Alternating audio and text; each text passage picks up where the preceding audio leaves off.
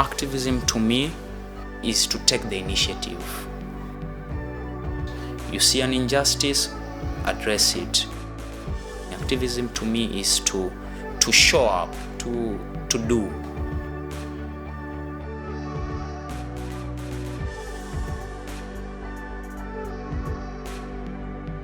At that point, a group of donors based in the United States and Europe came together to create an organization that would be able to drive more financial resources into the hands of local human rights activists who were growing in number but just did not have the access to resources that international human rights organizations did.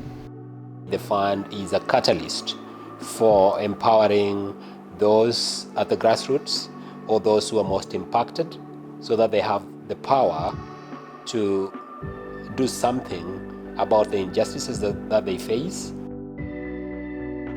Regan was the obvious choice to be the initial CEO. We had interviewed quite a few people, and she was the best. So we knew she was the right person, and we've been proved right. In 20 years, she has accomplished a lot. Regan is a person that had a vision, and her vision for the fund was to create a mechanism that will be put in place to advance a progressive human rights agenda in different parts of the world. I remember my first conversation with Regan. It took very little time for me to realize that this was a very special organization and that she is a special leader. She's a person of great vision, and along with that vision, she can inspire others to follow along with her.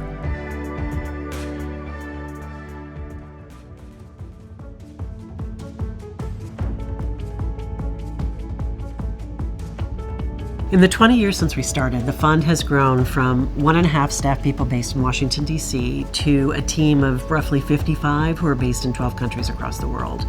And that was a very intentional thing. We wanted from the beginning to be a global organization as much as is possible, and we felt like it was important to do that, to have staff based all over the world.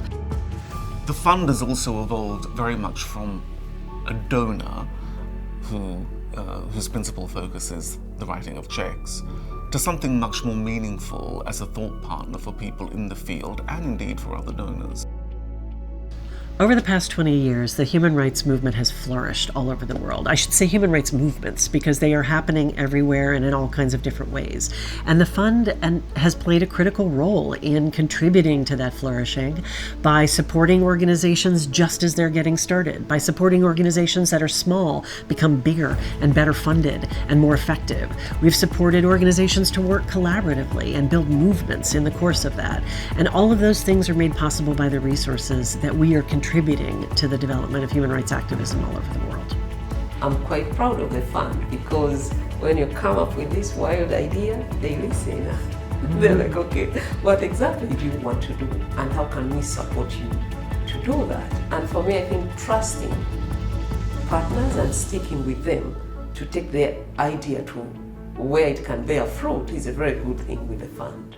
Quiero decir que sí hemos encontrado una gran alianza, aliados y aliadas con el fondo. De hecho, el fondo no solamente también es para apoyar, digamos, el trabajo que hacemos, sino que en los últimos tiempos ha apoyado mucho parte de lo que es la emergencia de nosotros como organización. We are very grateful to that, because we were able to channel, the funding to organization needs, not just specifically targeted to projects. We are able to use it for the supporting of the office.